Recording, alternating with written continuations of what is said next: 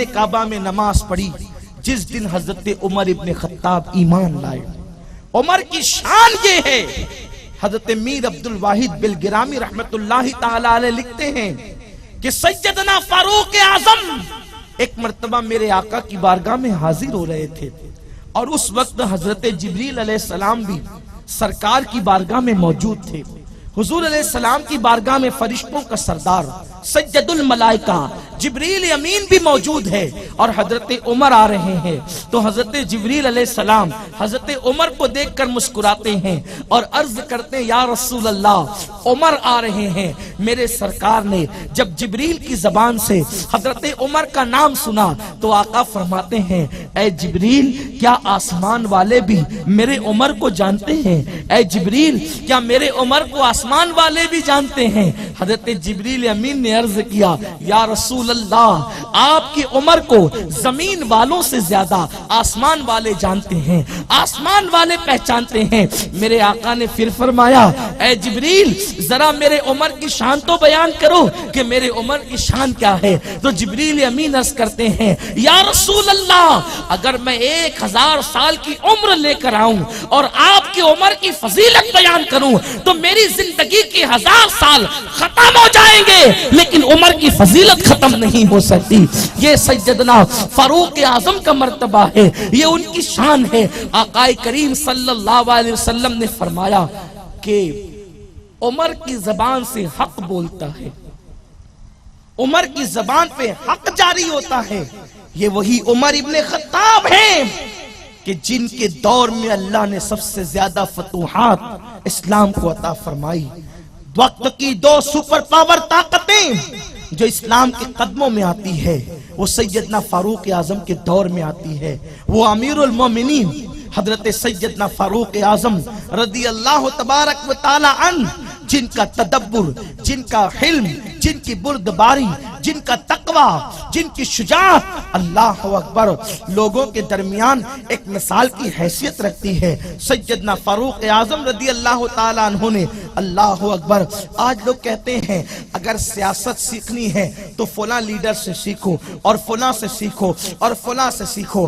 ہم کہتے ہیں ہمیں سیکھنے کے لیے کہیں جانے کی ضرورت نہیں۔ میرے رسول نے اپنے صحابہ میں جس میں جو جوہر دیکھا اس کو ایسا تیار کیا کہ ہر صحابی اپنی جگہ پر اپنی فیلڈ کا امام نظر آتا ہے۔ سیاست میں سیدنا فاروق اعظم کا مرتبہ کیا ہے؟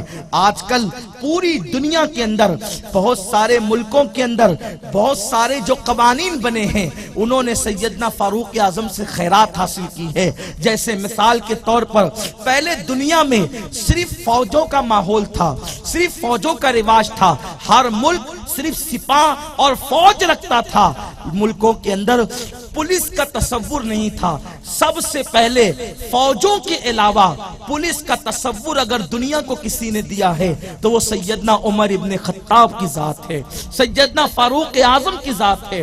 ایک ہوتی ہے فوج، سپاہ، اور ایک ہوتی ہے پولیس۔ تو یہ پولیس کا تصور سیدنا فاروق اعظم نے دیا ہے۔ اسی طریقے سے آپ دیکھیں کہ امریکہ میں، برطانیہ میں اور اس طرح جو بہت ترقی یافتہ ممالک کہلاتے ہیں ان ممالک کے اندر ایک رسم ہے، ایک قانون ہے کہ ہم اپنے شہریوں کو تنخواہ دیں گے، مفت میں تنخواہ حکومت کی طرف سے دی جاتی ہے شہریوں کو۔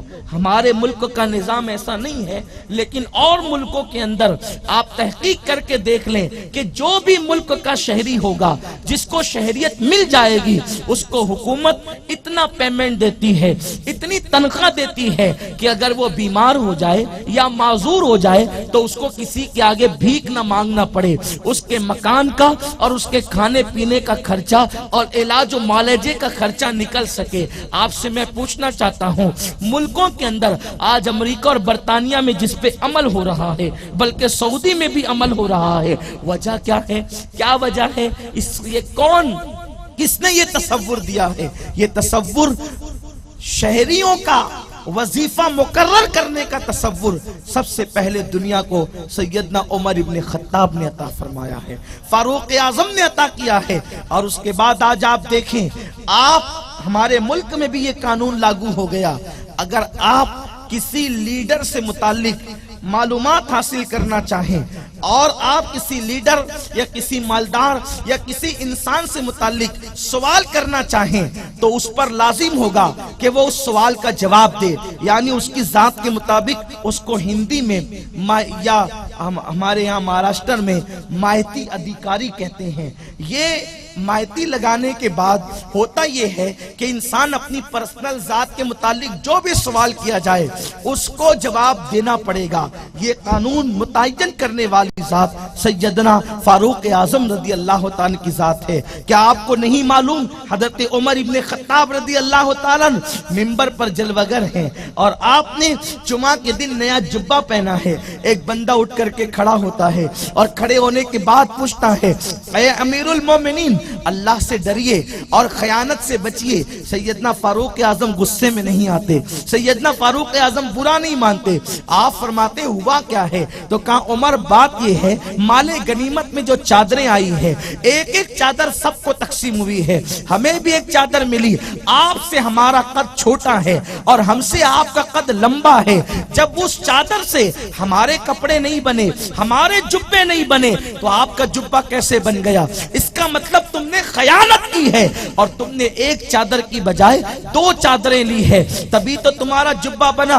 और अगर तुमने दो चादर नहीं ली तो चादर तो बराबर बराबर तकसीम हुई है, फिर तुम्हारा जुब्बा कैसे बन गया? सैयदना फारूक आजम बड़े हिल्म के साथ मुस्कुराते हैं। उनका जलाल मशहूर है, लेकिन जलाल अल्लाह के लिए था, अल्लाह के रसूल के लिए था, अपनी जात के लिए नहीं था। हमारा हाल तो ये है, अल्लाह उसके रसूल को कोई कुछ भी कहता रहे, हम ही करते रहते हैं, लेकिन अपनी जात पर अगर कोई हमला कर दे तो अपनी आस्तीनें चढ़ जाती है। हालांकि याद रखो, गुस्सा अपने लिए करना हराम है और अल्लाह उसके रसूल के लिए गुस्सा करना यह इबादत है। लेकिन लोगों ने अपने लिए गुस्सा सीख लिया और अल्लाह उसके रसूल के लिए किसी को कोई गुस्सा न रहा। हुजूर को गालियां दी जाती है, लोग खामोशी से सुनते हैं। खुदा की शान में बेअदबी की जाती है, लोग उनके साथ उठते बैठते हैं। याद रखो, कल मैदान महशर में अल्लाह को मुंह दिखाना है।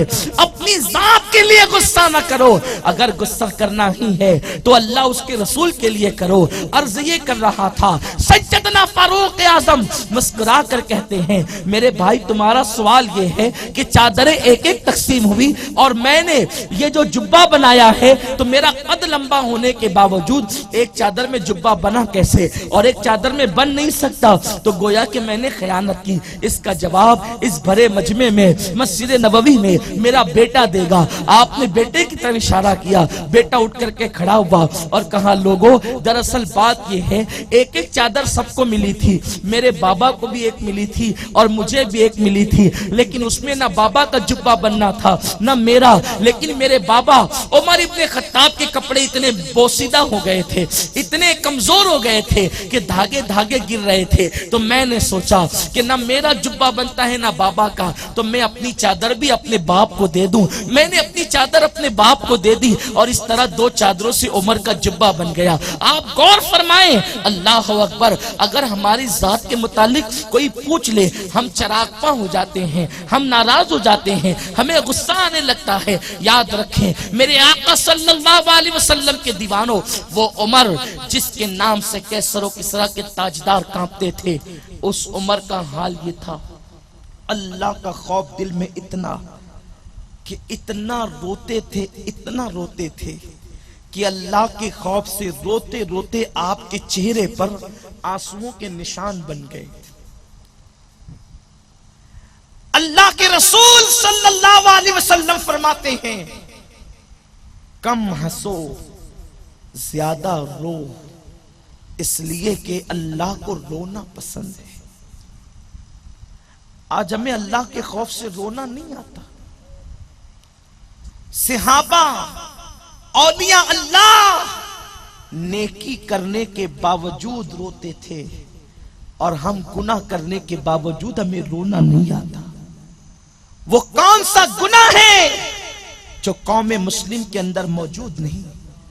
जिना के अड्डों को हम आबाद करते हैं, शराब के अड्डों को हम आबाद करते हैं, चलने वाली औरतों पर बदनजरी हम करते हैं, हराम कारोबार हम करते हैं, مسجدوں کو ویران ہم کرتے ہیں، اس کے باوجود بھی ہمیں کبھی رونا نہیں آتا۔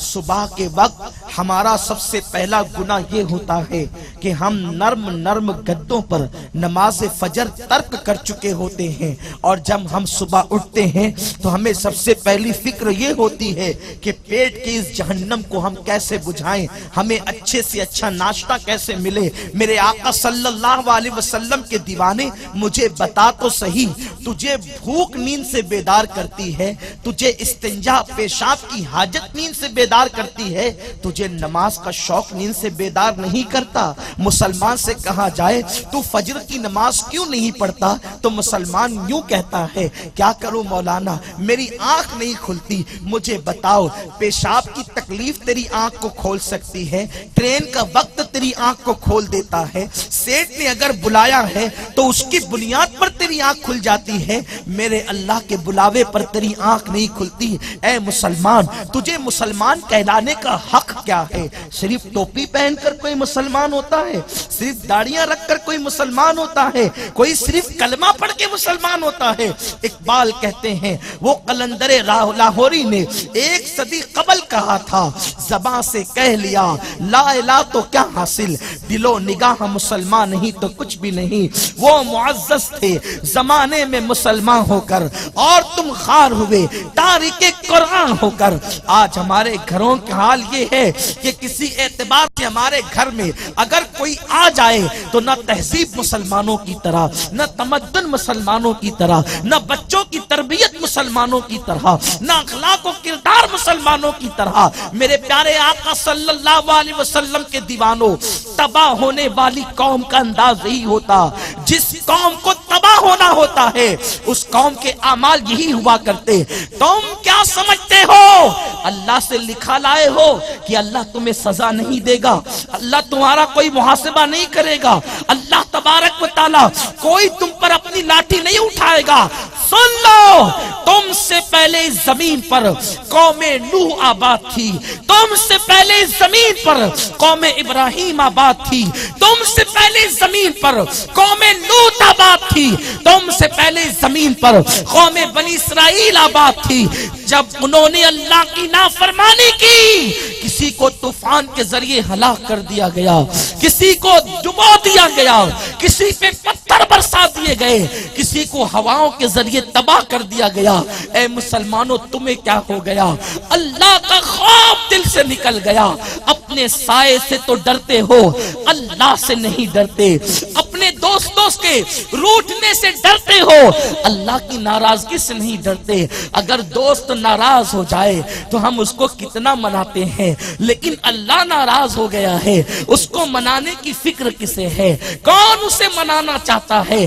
میرے اللہ نے ہمیں مال دیا، قیمتی موبائل دیے، تو آج مسلمانوں کا حال یہ ہے، رات کے 12 بجے تک، رات کے 2 3 بجے تک مسلمان موبائل پر گیم کھیل رہا ہے، مسلمان نیٹ پر زنا کے مناظر دیکھ رہا ہے، گندی تصاویر دیکھ رہا ہے، اور پھر مسلمان ہنستا ہے۔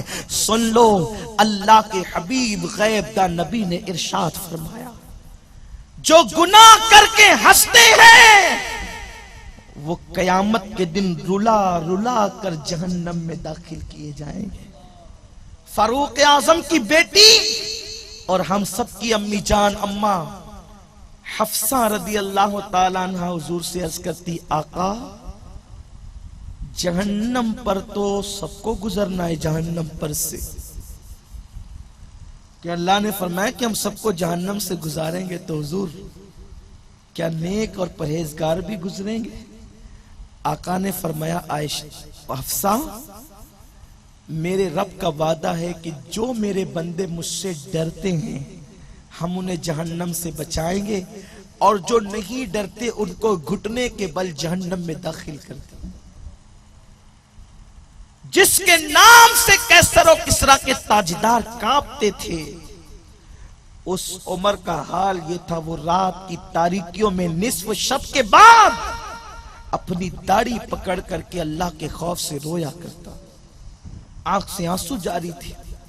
کبھی یہ کہتے، اللہ تو نے مجھے انسان نہ بنایا ہوتا، کاش کہ میں ایک دن کا ہوتا تاکہ مجھے جلا دیا جاتا اور میں تیری بارگاہ میں جواب دینے سے بچ جاتا۔ وہ عمر ابن خطاب جس کو میرے رسول نے اپنی زبان سے جنت کی بشارت دی، وہ عمر جس کا ذکر قرآن میں، وہ عمر جس کا ذکر توریت میں، وہ عمر جس کا ذکر انجیل میں، توریت اور انجیل میں جس کا ذکر آتا ہے، وہ روتا ہے اللہ کے خوف سے۔ ہمیں کیا ہو گیا؟ ہمیں رونا نہیں آتا۔ ہم تو لطیفوں کی محفل میں شریک ہوتے ہیں، جوکس کی محفل میں شریک ہوتے ہیں، ٹی وی کے سامنے بیٹھ کر ہنسنے ہسانے کے معاملات میں شریک ہوتے ہیں۔ خاص طور پر میرے نوجوان، اگر وقت ملے تو پکچر کی اسٹوری دہرائی جاتی ہے، ہنسی مذاق ہوتی ہے۔ میں تم سے پوچھتا ہوں، ایک مرتبہ میرے آقا نے چند جوانوں کو قہقہا لگا کے ہنستے دیکھا۔ آقا گزر رہے تھے، آقا وہاں رک گئے اور فرمایا، کیا تمہیں مغفرت کی ضمانت مل گئی؟ وہ چپ ہو گئے، آقا کو دیکھا، کہا نہیں۔ سرکار فرماتے ہیں تم سے جنت کا وعدہ ہو گیا؟ نہیں۔ ایمان پر خاتمے کی ضمانت مل گئی؟ نہیں۔ آقا فرماتے ہیں جن کو یہ نعمتوں کی ضمانت نہ ملی ان کا ہنسنا میرے لیے تعجب کی بات، یہ خیر القرون کی بات ہے۔ ہمارا کیا حال ہے؟ سیدنا فاروق اعظم کے دل میں خدا کے خوف کا عالم کیا ہے؟ ایک مرتبہ کسی نے آ کر حضرت عمر ابن خطاب کو اطلاع دی، توجہ فرمائیں، اطلاع دی، عمر ایک عورت ہے، نوجوان ہے اور برسوں سے اس کا شوہر گھر سے غائب ہے، اس کے گھر مدینہ منورہ کے کچھ لڑکے جاتے ہیں اور وہاں بیٹھ کر کے وہ ہنسی مذاق کرتے ہیں۔ اور آج کل سنا ہے کہ وہ جو لڑکے جس کے گھر جا کر بیٹھتے ہیں اور اس کا شوہر غائب ہے، وہ عورت حاملہ ہے، اس کے پیٹ میں بچہ ہے۔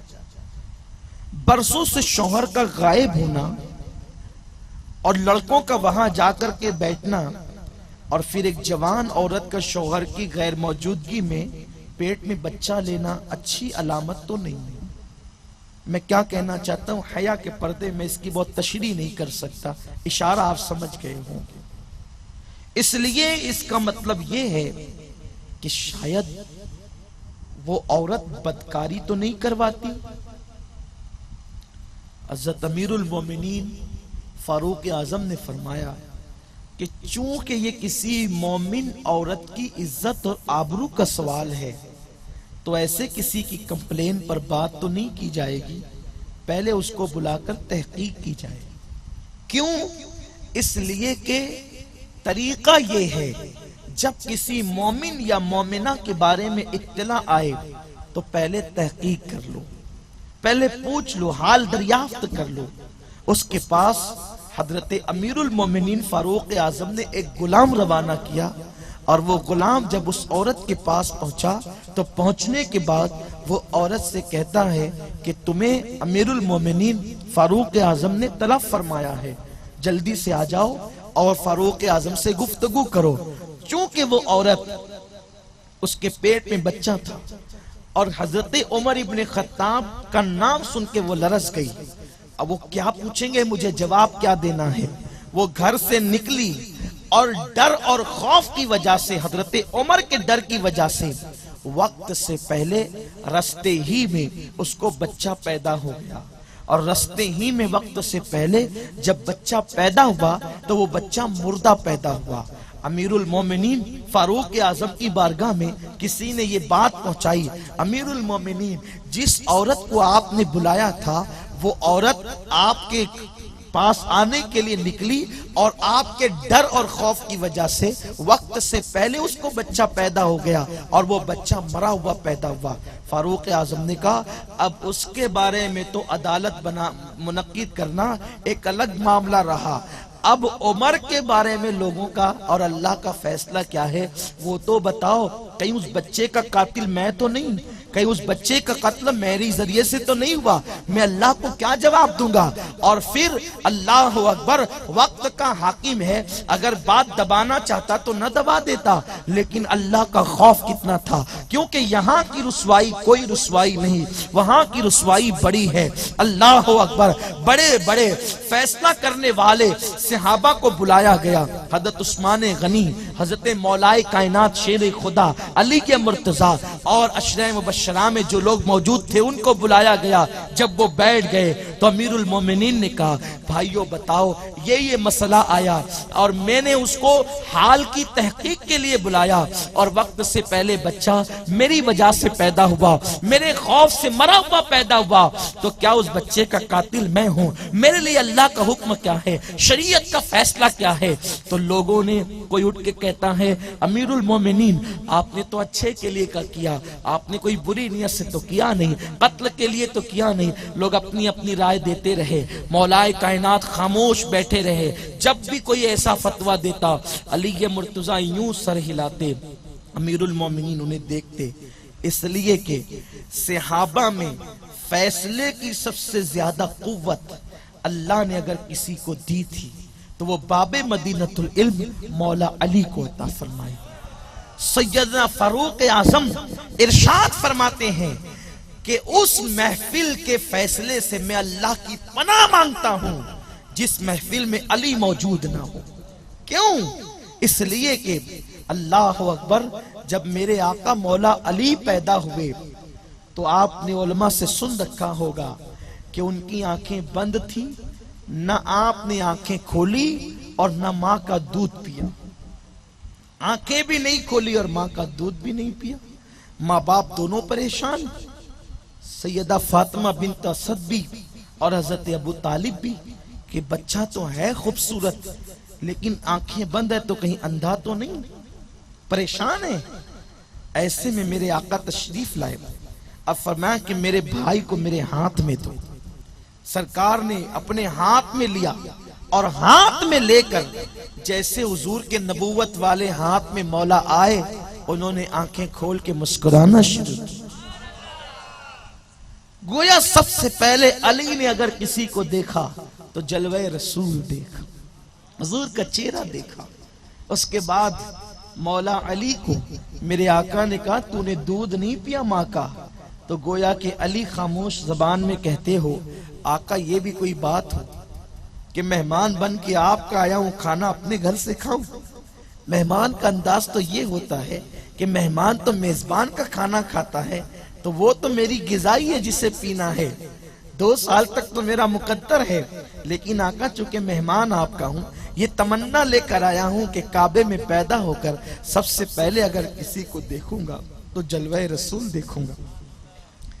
تب میرے آقا نے علی کو ماں کے دودھ سے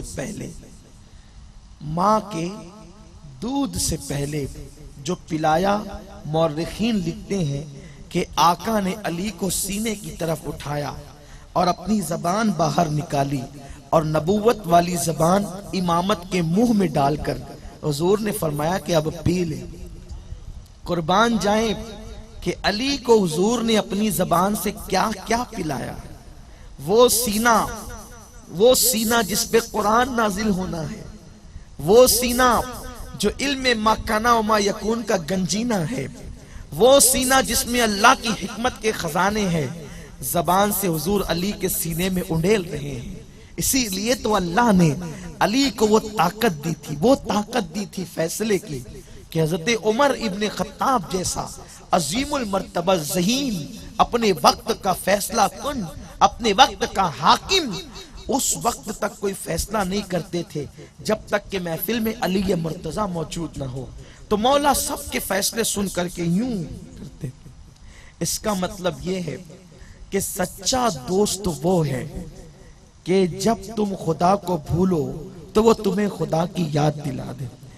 اس سے ایک بات اور پتہ چلتی ہے کہ کچھ لوگوں کا خیال یہ ہے کہ علی رسول اللہ کے بعد خلافت کے حقدار تھے تو ان کا حق ابو بکر نے چھینا اور عمر نے چھینا۔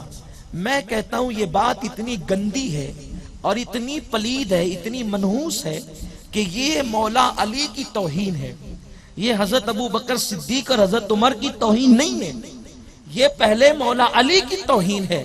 نادان، تو نے علی کا نام لے کر علی کو سمجھا ہی نہیں، علی کا نام لے کر علی کو سمجھا ہی نہیں ہے۔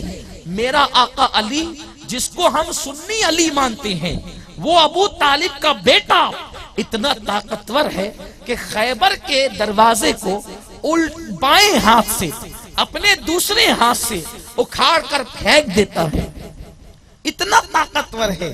تو اس طاقت والے علی کا حق کوئی کیسے چھین لیتا؟ کوئی کیسے چھین لیتا؟ ارے امام حسین علی جدی علیہ السلام نے یزید کے اندر عیب تھے تو 6 مہینے کا معصوم بچہ بھی قربان کیا، لیکن یزید کو قبول نہ کیا۔ تو پھر ارے جس کا بیٹا اتنا غیرت والا ہو، اس کے باپ علی کی غیرت کا عالم کیا ہوگا؟ تو آقا علیہ الصلوۃ والتسلیم کے پیارے دیوانوں، اگر صدیق اور فاروق میں کوئی غلطی اور خامی ہوتی تو علی ان کو قبول کیوں کرتے؟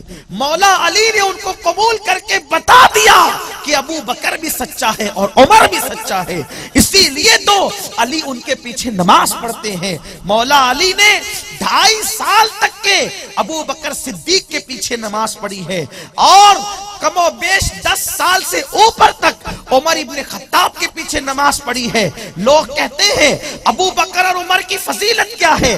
ہم کہتے ہیں اس سے بڑھ کر فضیلت کیا ہوگی کہ علی جس کو اپنا امام مانتا ہے وہ ابو بکر عمر ہے۔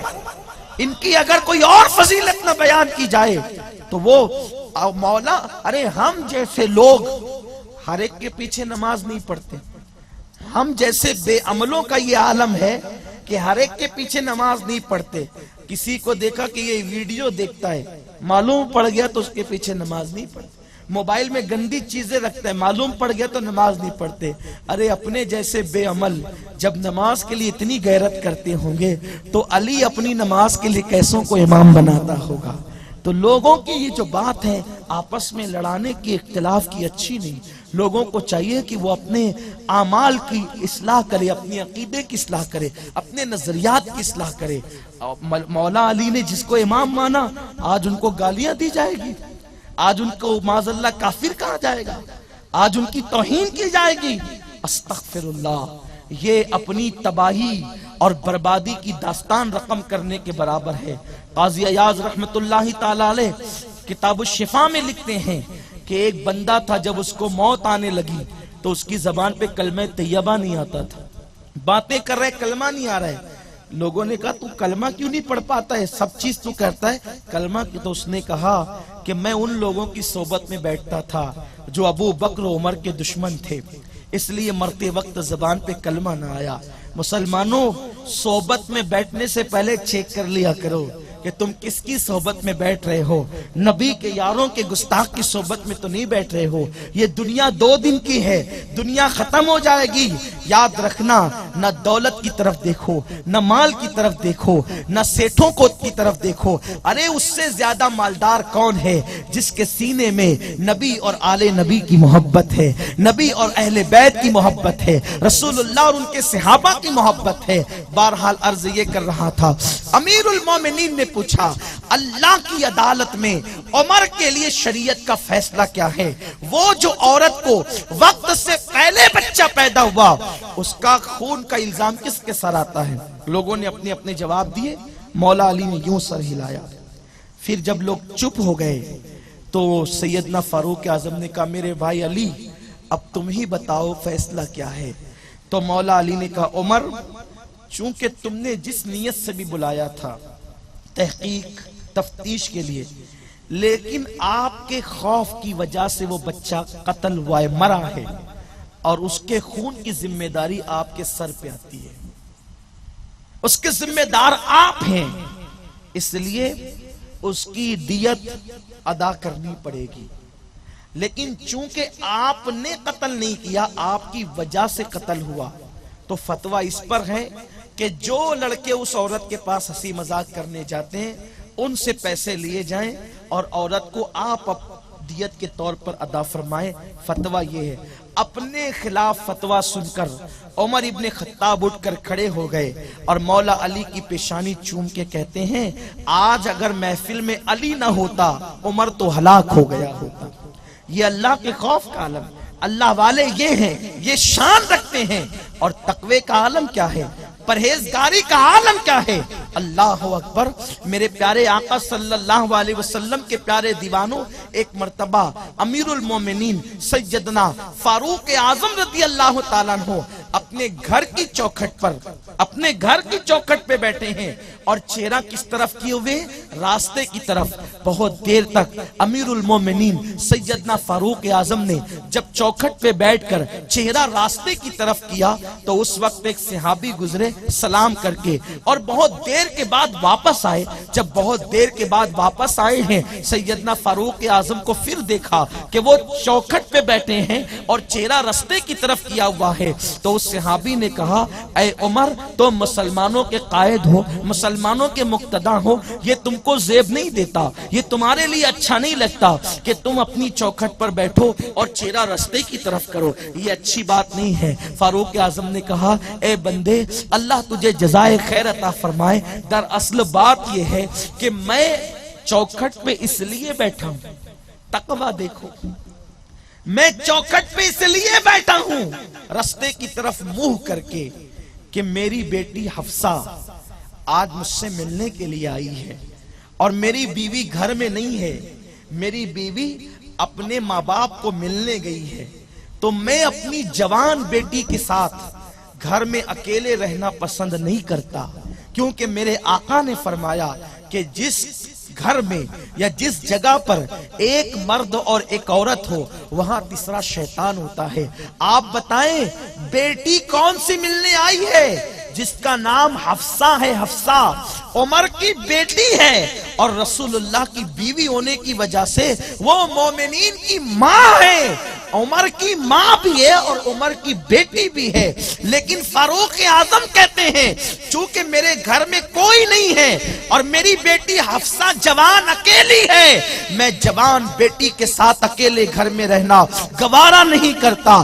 آپ مجھے بتائیں جس کے تقوی کا یہ عالم ہو، آج تو لوگوں کا حال یہ ہے کہ اللہ اکبر عورتوں کے ساتھ تنہا پارکوں میں بیٹھ رہے ہیں، کالج کے اندر لڑکے اور لڑکیاں ایک دوسرے سے ملاپ کر رہے ہیں، کہا جائے یہ کیا ہے تو کہتے ہیں مولانا یہ جدید دور ہے، یہ نیا دور ہے اور یہ دوستی ہے، اس میں کوئی ایسی بات تو نہیں ہونی چاہیے۔ سن لو اپنی حقیقی بیٹی اور اتنی عظیم بیٹی جن کی طہارت اور عظمت کا اعلان قرآن یوں کرتا ہے وَيُطَهِّرَكُمْ تَطْهِيرًا، جن کے لیے آیت تطہیر نازل ہوئی وہ تو رسول کی اہل بیت ہے نا، اور ازواج مطہرات بھی اہل بیت میں شامل ہے اس لیے کہ وہ حضور کے گھر میں رہتی ہیں۔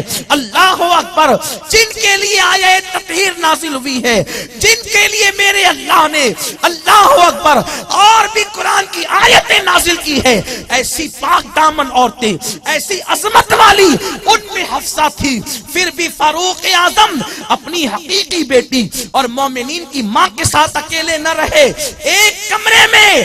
آج کیا ہو گیا ہے مولانا، دوستی سے کیا جاتا ہے؟ اسلام میں شادی سے پہلے کسی عورت سے دوستی کی اجازت نہیں، کسی عورت سے تنہائی کی اجازت نہیں۔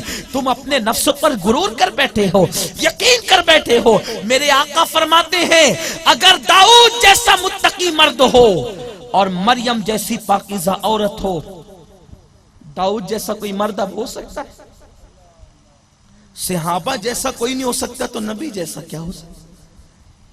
نبیوں میں بھی حضور نے حضرت داؤد کا نام لیا، وہ داؤد جو اللہ کے خوف سے اتنا روتے رہے کہ آپ کی آنسوؤں سے ہری گھاس اگ گئی، اور جب رو رو کر کے ہری گھاس اگ گئی ان آنسوؤں سے تو ایک دن اللہ سے کہتے ہیں اللہ دیکھ تو صحیح میں تیرے لیے کتنا رویا۔ آواز آتی ہے داؤد تجھے اپنا رونا تو یاد رہا، میری نعمتیں یاد نہ رہی۔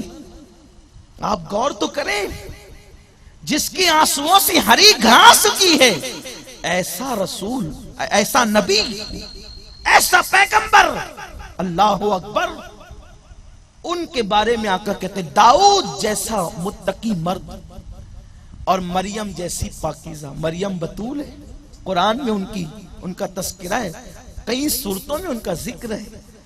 مریم جیسی پاکیزہ عورت اور داؤد جیسا متقی مرد اگر تنہائی میں بیٹھنا چاہیں تو آقا فرماتے میں ان دونوں کو بھی تنہائی میں بیٹھنے کی اجازت نہیں دوں گا۔ جب داؤد جیسے مرد کو ایک عورت کے ساتھ بیٹھنے کی اجازت آقا فرماتے نہیں دوں گا تو آج کیا ہو رہا ہے؟ اور جو زنا کے دروازے کھل رہے اسی لیے آج دیور بھاوج میں کوئی پردہ نہ رہا، آج جیٹ اور بھاوج میں کوئی پردہ نہ رہا۔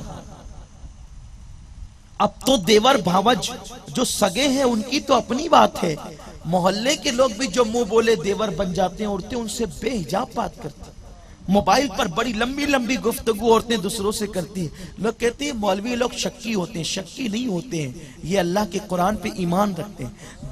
جب بھی تم نے قرآن اور حدیث کو پیٹ کے پیچھے ڈالا ہے تمہیں رونا پڑا ہے، تمہیں تباہ ہونا پڑا ہے۔ کیا سمجھتے ہو؟ آقا سے پوچھا گیا یا رسول اللہ، اگر میری مائیں اور بہنیں سن رہی ہیں تو وہ بھی سن لے۔ آقا سے پوچھا گیا یا رسول اللہ دیور کے بارے میں کیا حکم ہے؟ آقا فرماتے ہیں دیور تو موت ہے، سرکار ابد قرار نے دیور کو موت قرار دیا ہے، یعنی اجنبی مردوں سے تو عورتیں ایک حساب سے پردہ کر لیتی ہیں لیکن دیور سے نہیں کر پاتی۔ کیا ہو رہا ہے ہمارے گھروں میں؟ ہو کیا رہا ہے؟ دین کو کھیل بنا دیا گیا ہے۔ آج کل ساس بہو کی کہانیاں دیکھ کر، سیریل دیکھ کر بیٹیاں گھر میں جینے کا سلیقہ سیکھ رہی ہے۔ نادان ساس بہو کی سیریلوں سے وہ لوگ سلیقہ سیکھتے ہیں جن کے پاس رسول اللہ کی بیٹی فاطمہ کا کردار نہیں۔ ہمارے یہاں تو سیدہ فاطمہ کا کردار موجود ہے۔ میرے نبی کی بیٹی سیدہ کائنات ملکہ فردوس بری سیدہ فاطمہ کے تقوی کا عالم یہ تھا کہ حضرت امام حسن مجتبی علی جدی علیہ السلام ایک مرتبہ مسجد نبوی میں داخل ہو رہے ہیں تو کسی نے کہا حسن تیری ماں بڑی پارسا تھی، تو آپ نے مسکرا کے کہا تو نے سچ کہا، وہ اتنی پارسا تھی کہ میرا بچپنا تھا تب میری ماں کا وصال ہو گیا، پھر بھی میں نے اپنی ماں کے سر کے بالوں کو کبھی نہیں دیکھا۔ ذرا سوچو تو صحیح، وہ میرے رسول کی بیٹی کے تقوی کا عالم کیا تھا کہ ننھا سا بیٹا بھی سر کے بال نہیں دیکھتا، اور یہاں تو اور پھر حالت کیا ہے؟ سیدہ فاطمہ کے پاس ایک چادر تھی جس میں 17 سے زیادہ پیون لگے تھے، پھر بھی سر کے بال بیٹا نہیں دیکھتا، اور یہاں تو تجوریاں بھری ہوئی ہے، پھر بھی عورتیں اپنے دوپٹوں کو مفلر بنا کر گلے میں ڈال کے پھر رہی، اور شوہر منع نہیں کرتا، باپ منع نہیں کرتا، بھائی منع نہیں کرتا۔ میرے آقا فرماتے ہیں جس کے گھر کی عورت بے پردہ گھومے اور وہ منع نہ کرے، ایسے مرد دیوس ہے، دیوس۔ اللہ نہ ان کی نمازیں قبول کرتا ہے نہ ان کی دعائیں قبول کرتا ہے۔ آپ کہتے ہیں ہماری دعا قبول نہیں ہوتی، کہیں تمہارے گھر کی عورتیں دوپٹوں کو مفلر بنا کر تو نہیں گھوم رہی ہے؟ آپ کہتے ہیں ہماری دعائیں قبول نہیں ہوتی، کہیں تمہارے گھر کی عورتیں باریک اور پتلے لباس پہن کر تو نہیں گھوم رہی ہیں؟ اللہ اکبر، وہ تو سیدہ فاطمہ تھی۔ کنیزان فاطمہ کی شان یہ ہے، ایک مرتبہ دلی میں بارش بند ہو گئی، بابا فرید گنج شکر دلی کی مسجد کے منبر پر بیٹھے، لوگ کہتے ہیں بابا دعا کریں اللہ باران رحمت کا نزول کرے۔ لوگ نماز استسقا پڑھتے پڑھتے تھک گئے، دعائیں کرتے کرتے عاجز آ گئے، تھک گئے، عجز کا اظہار کر رہے ہیں، عاجزی کی انتہا کر رہے ہیں، دعا نہیں قبول ہوتی۔ بابا آپ دعا کریں نا کہ بارش کا نزول ہو۔ بابا فرید نے ایک کپڑے کا ٹکڑا نکالا اور اس کو یوں لہرا کر 2 جملے کہے، کالی کالی گھٹائیں چھا گئی، اور نماز جمعہ سے پہلے دلی جل تھل ہو گیا۔ لوگوں نے نماز کے بعد کہا بابا، لوگوں نے لمبی لمبی دعائیں کی لیکن کوئی جواب نہ آیا، یہ کپڑے کا ٹکڑا اور 2 جملے؟ فرمایا تم نے سمجھا کیا؟ یہ کپڑے کا ٹکڑا معمولی ٹکڑا نہیں ہے، یہ میری ماں کے دوپٹے کا ٹکڑا ہے۔ میں نے عرض کی اللہ، یہ اس ماں کے دوپٹے کا ٹکڑا ہے جس کے سر کے بال کو کبھی اس کے بیٹے نے بھی نہیں دیکھا، اسی ماں کے صدقے باران رحمت کا نزول فرما۔ اللہ نے باران رحمت کا نزول فرمایا۔ یہ اپنی تہذیب تھی، یہ اسلام ہے، اسلام کا قانون یہ ہے، لیکن ہم نے دوسروں کو دیکھتے دیکھتے سب پیٹ کے پیچھے ڈال دی۔ بہرحال عرض یہ کر رہا تھا سیدنا فاروق اعظم، بس جاتے جاتے 2 باتیں عرض کروں اور اپنی گفتگو سمیٹ لوں۔ آج کل یہ بات کہی جاتی ہے کہ یہ جو صحابہ ہیں نا، یہ اہل بیت کو ستاتے تھے اور ان لوگوں نے اہل بیت پہ ظلم کیا. ابھی محرم شریف کے ایام آ رہے ہیں, کچھ ایک طبقہ ہے, ایک فرقہ ہے جو اہل بیت کی تعریف تو کرے گا لیکن صحابہ پہ لعنت بھی کرے گا, گالیاں بھی دے گا. لیکن ہم اہل سنت ہیں, ہم لوگ گڑی ہوئی باتوں کو نہیں مانتے, ہم لوگ ثبوت کے ساتھ لکھی ہوئی باتوں کو مانتے ہیں, کیونکہ ہمارے پاس دور صحابہ سے لے کر آج تک ایک سند کا سلسلہ ہے. ہم لوگ ایسی اڑگم دڑگم باتوں کو ہوا میں گرے لگانے کو نہیں مانتے.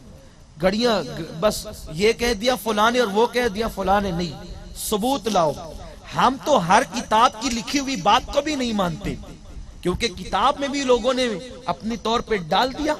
ہم ثبوت مانگتے ہیں, ہمارے پاس ثبوت ہے. اہل سنت ایک ایسا فرقہ ہے, ایک ایسا گروہ ہے کہ جس کے پاس 1450 سال پرانا خزانہ ہے, اور صرف ہمارے ہی پاس ہے. سنیوں کے علاوہ یہ سعادت کسی کو حاصل نہیں, کیونکہ کوئی 1857 میں کوئی فرقہ بنا, کسی کو اکبر نے ہندوستان بلایا, لیکن ہم اکبر کے بلائے ہوئے نہیں ہیں. ہم 1857 میں انگریزوں کے بنائے ہوئے نہیں ہیں, ہم یہاں خواجہ کے بسائے ہوئے ہیں. ہاں, ہمارا خواجہ اس زمین پہ آیا اور 90 لاکھ کو ایمان کی دولت دے گیا. تو اس لیے دین ہمیں غریب نواز سے ملا ہے, اور ہمیں انگریزوں سے یا اکبر سے نہیں ملا. اور اکبر کا کیریکٹر پڑھ لیں آپ. ایک طبقہ ہے جو صحابہ پہ لعنت کرتا ہے, ان کو ہندوستان میں کثرت کے ساتھ بسانے والا اکبر ہے. اور ایک طبقہ ہے جو اہل بیت اور صحابہ دونوں کا دشمن ہے, بلکہ حضور کی گستاخی بھی کرتا ہے. 1857 میں ان کو بنانے والا انگریز ہے. آپ تحقیق کر لیں, تاریخ پڑھیں, کوئی تاریخ چھپی ہوئی چیز نہیں ہے. لیکن الحمدللہ ہم اکبر کی سرپرستی سے بھی پاک ہیں, اور ہم انگریز کی سرپرستی سے بھی پاک ہیں. ہماری بنیاد مدینے والے مصطفیٰ کی رکھی ہوئی ہے, اور ان کے شہزادے معین الدین غریب نواز کی تائید ہمارے ساتھ ہے الحمدللہ.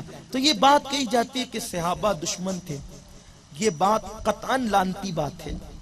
دیکھو, صحابہ میں تو ہر صحابی عاشق ہے, لیکن چونکہ عنوان عمر ابن خطاب ہے تو میں عرض کروں. ایک مرتبہ امام حسین تشریف لائے حضرت عمر سے ملنے کے لیے.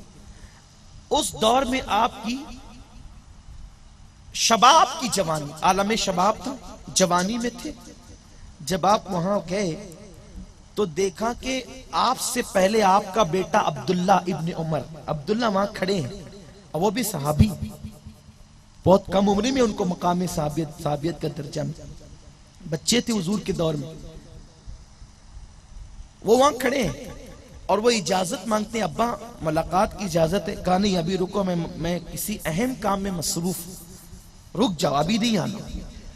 تو یہ آواز, چونکہ حضرت عمر کی آواز بڑی اونچی تھی, بہت بلند آواز تھی آپ کی, اسی لیے آقا اگر کوئی بات اونچی اعلان کروانے کے لیے کسی کو چنتے تو وہ حضرت عمر ابن خطاب کو.